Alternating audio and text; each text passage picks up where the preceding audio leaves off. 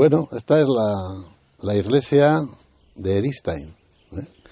Es un edificio de arte sacro, como cualquier otro de los millones que hay en el mundo, de cualquiera de las religiones, no solamente de las que conocemos aquí más cercanas, que tiene una determinada función y que aquí se nos presenta de un modo extravagante, ¿eh? Lo de extravagante es una palabra que se utiliza poco, pero más o menos es lo que harías tú cuando vayas a la universidad y te encuentres que te apetece ir vestido con un casco romano, una pelliza de un pastor vasco y, no sé, un vestido de bailarina de ballet, ¿eh? Este señor o este chico viene vestido de una forma extravagante.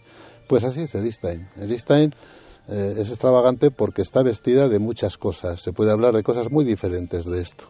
Pero en principio cumple con una, que unas personas consideraron que eran oportunas para alabar a su Dios en concreto.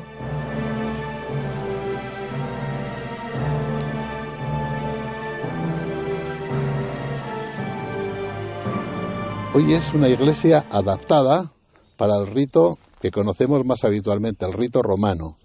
Pero adaptada quiere decir que en un momento determinado estuvo dedicada a otros rituales muy diferentes y que pertenecen al ritual de periodo mozárabe.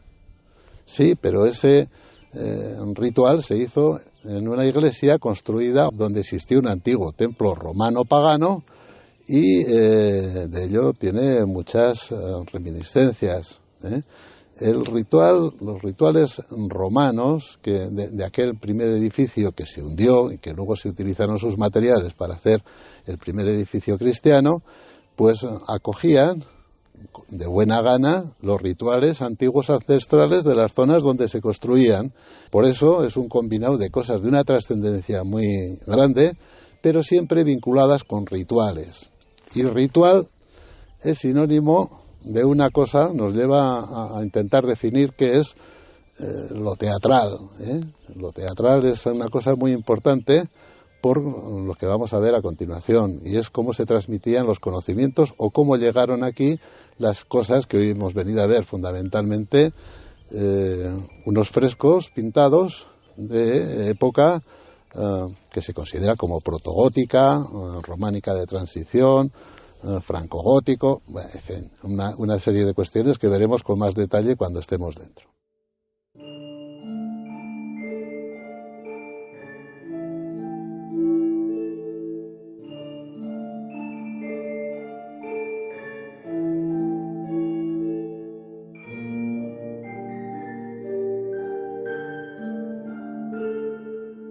¿Por qué llega o cómo llega hasta este lugar perdido semejante cantidad de información como la que está representada o está plasmada en estos frescos? Cuando encontramos dos elementos artísticos en sitios muy lejanos, vamos a poner por ejemplo un gato con un culo muy grande que aparece en catalán y encontramos exactamente el mismo gato, l'Escar, en la catedral donde están enterrados los últimos reyes de Navarra, en el Bearn, dices, ¿cómo ha llegado esto aquí? Han viajado las plantillas, han viajado los maestros, han viajado los talleres. Lo que sabemos de cómo llegan estas cosas o cómo se mueven en este momento se entiende mejor si decimos que aquí llegan a través, ya sé que suena raro, pero de las redes sociales de la época. Tres de ellas son muy, muy importantes. Una de ellas es el sermón, otra es el arte y el tercero es el teatro. Son tres redes sociales muy importantes que se alimentan unas de otras, se copian. Y no tiene nada de particular eso. Sabemos que muchos sermones se componían viendo una obra de arte o muchas obras de teatro se componían viendo o escuchando un sermón.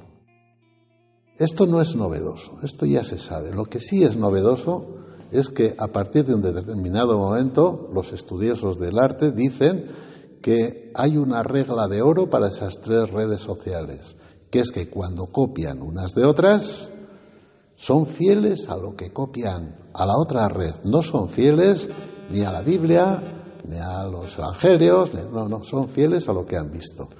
Hasta el punto de que, no sé, se puede encontrar que alguien pinta algo que ha visto en una obra de teatro e incluye determinados elementos del atrezo o determinados elementos preparados para hacer trucos. Buscar huellas que ha dejado el teatro en el arte es una actividad reciente, francamente grata y con grandes posibilidades de cambiar muchas de las ideas preconcebidas que teníamos de las cosas, especialmente de la iconografía.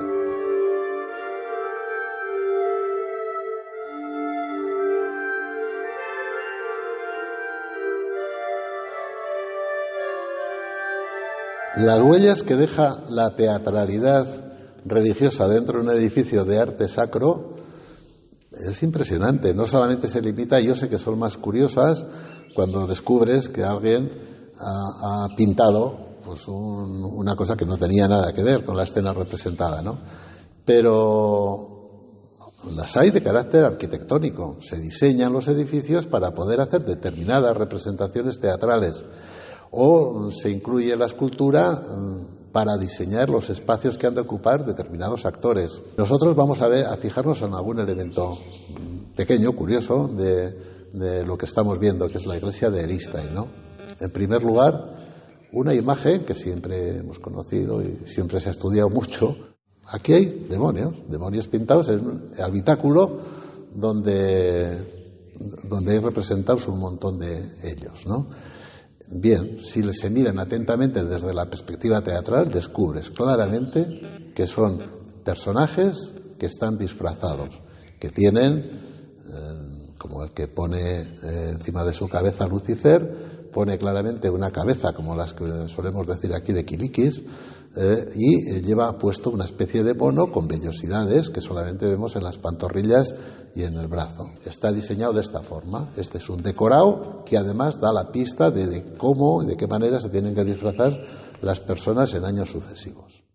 Podemos decir que quizá el más pintoresco es el hecho de que aquí se desarrolla una escena durante el canto de la improperia en Semana Santa, en el que a partir del momento de máximo dramatismo de la representación, que es el momento en que muere Jesucristo, se produce un grito, a partir del cual hubo un terremoto, hubo un gran trueno, ¿no? Que algunos muertos resucitaron. Y aquí tenemos representado, pintado, un montón de, una serie, son 5 ataúdes que tienen debajo una cosa muy curiosa, ¿es? Unos círculos pintados de verde. Esto lo que está representando es que a partir del grito, en esta iglesia se arrastraban unos féretros por encima de piedras esféricas que producían un ruido similar al de un trueno o de un terremoto. Cuando llegaban estos féretros a la parte del presbiterio, los ataúdes se abrían y actores que estaban representando difuntos pues se levantaban. En ese momento se habían apagado las luces, etcétera, etcétera. Aquí nos han pintado un truco teatral para poder representar lo que han visto, ni más ni menos, en una obra de teatro. Lo mismo sucederá con otro fenómeno especial, muy curioso, en el que aparece el momento en que se rasga el velo del templo. Y cumpliendo literalmente lo que aparece en el libro de los Hechos, tenemos representado un querubín, que es lo que estaba pintado dentro del velo del templo, con alas cuajadas de ojos, sujetando los elementos teatrales que servían para colgar ese telón. Tal como se definen en la Biblia, tenían que ser unos ganchos sujetos entre 2 palos de acacia. Supongo que como no está expresado en la Biblia, a ellos se les ocurrió que para colgar el velo tendrían una soga, aparece una soga colgada de nudos de la que evidentemente colgaban los ganchos, colgaban el velo. En el momento en que pasan esos fenómenos naturales, alguien, teatralmente, vestido como ángel de 4 alas y cuajado de ojos, partían 2 el velo y aparecía lo que teóricamente estaba pintado en el Santa Santorum.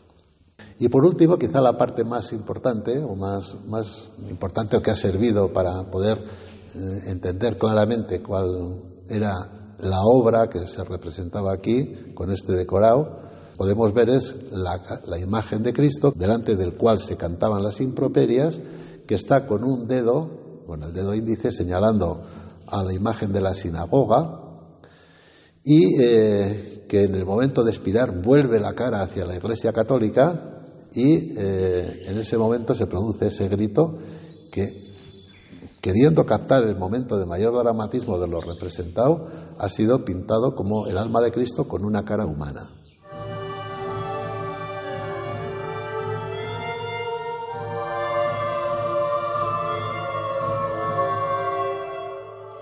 La iglesia extravagante de Eristein tiene muchas prendas que merece la pena ir separándolas y estudiando de todas ellas. Pero el hecho de que haya una plasmación tan evidente de que la perspectiva teatral va a aportar muchas cosas interesantes, es un grito, una auténtica alabanza a que utilizar esta forma de ver el arte es tan digna como todas las demás, la histórica, la de la historia del arte,